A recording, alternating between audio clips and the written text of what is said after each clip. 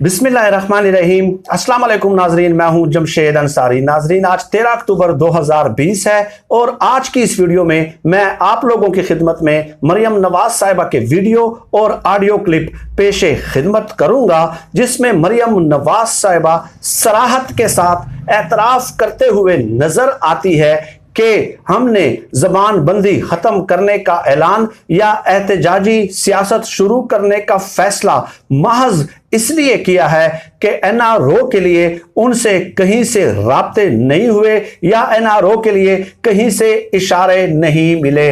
मरियम नवाज साहबा के उन बयानात का मतलब नाजरीन ये भी है कि डील के लिए की गई नून लीग की तमाम तर कोशिशें नाकाम हो चुकी हैं। इसलिए मरता क्या ना करता के मिसदाक नून लीग ने अखाड़े में उतरने का फैसला किया है और उनका ये ख्याल है कि इस तरह वो एस्टेब्लिशमेंट और हुकूमत को प्रेशराइज करके शायद एनआरओ या डील लेने में कामयाब हो जाएंगे। ये पूरा जिस्ट जो है मरियम नवाज साहबा के उन बयानात का जो अभी ऑडियो क्लिप में मैं आप लोगों की खिदमत में पेश करने वाला हूं, ये उसका पूरा खुलासा मैंने आप लोगों की खिदमत में बयान कर दिया है। पहले वो दो बयानात सुन लीजिए नाज़रीन, उसके बाद मैं जरूर इस पे अपना तबसरा और तज्जिया भी दूंगा।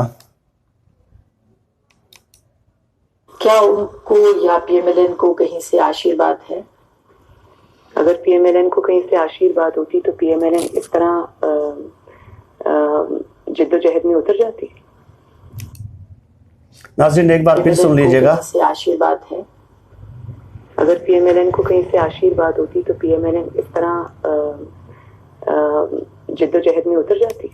अगर पीएमएलएन को कहीं से आशीर्वाद होती तो क्या पीएमएलएन इस तरह जिद्दोजहद में उतरने का फैसला करती? क्या पीएमएलएन इस तरह मैदान में उतरने का फैसला करती अगर पीएमएलएन को कहीं से इशारे होते?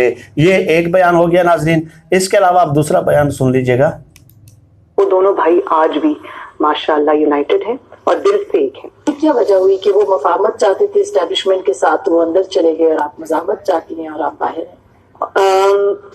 ये तो जवाब अब लेना पड़ेगा ना। तो मियां साहब ने उनको पूरा मौका दिया कि हो सकता है कि ये भी डेमोक्रेसी है ना, कि अगर कोई समझता है।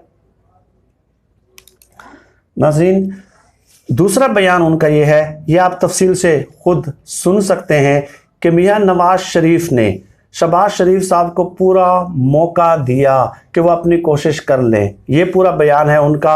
आसमा शिराजी साहबा को जो कल मरियम नवाज साहबा ने इंटरव्यू दिया, मैं चूँकि मेरी कुछ ज़ाती मसरूफियात थी तो मैं कल ये इंटरव्यू नहीं सुन सका।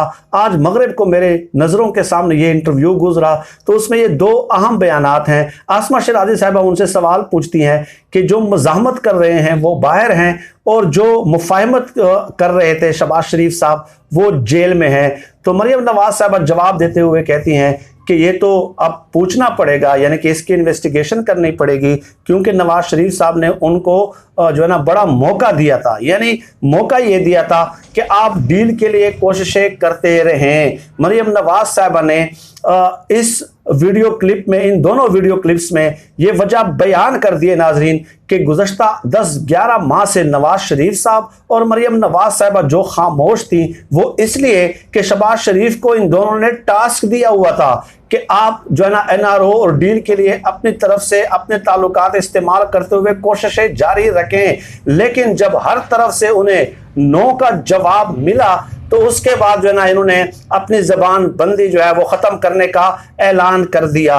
इन दो बयानात का पहला बयान ये कि अगर हमें कहीं से इशारे होते तो क्या हम जिद्दोजहद में उतरते, और दूसरा बयान ये, इसका कोई माना कोई बड़े से बड़े फिलासफर थिंक टैंक से जो है ना इसकी इंटरप्रिटेशन करा लें, वजाहत करा लें कि इन दोनों बयानात का मतलब क्या है। ये है इनका पूरा इनकलाब, ये है इनकी पूरी मज़ाहमत, ये है उनकी बगावत, ये है उनका नजरिया, ये उनकी मज़ाहमती सियासत है। और ये लोग आके जो है टीवी पे गरजते बरसते हैं और शिकवा करते हुए नजर आते हैं कि टीवी चैनल्स हमारे बयानात नहीं दिखाते। और मैं सलाम पेश करता हूं उन एंकर को भी जो इंटरव्यू मैंने आज पूरा सुना है नाज़रीन, उसमें मरियम नवाज साहिबा ने कई सियासी लिहाज से कई तारीखी गलतियां की हैं, गलत बयानियां की हैं, झूठ बोले हैं, लेकिन आगे से कोई क्रॉस क्वेश्चन ही नहीं किया।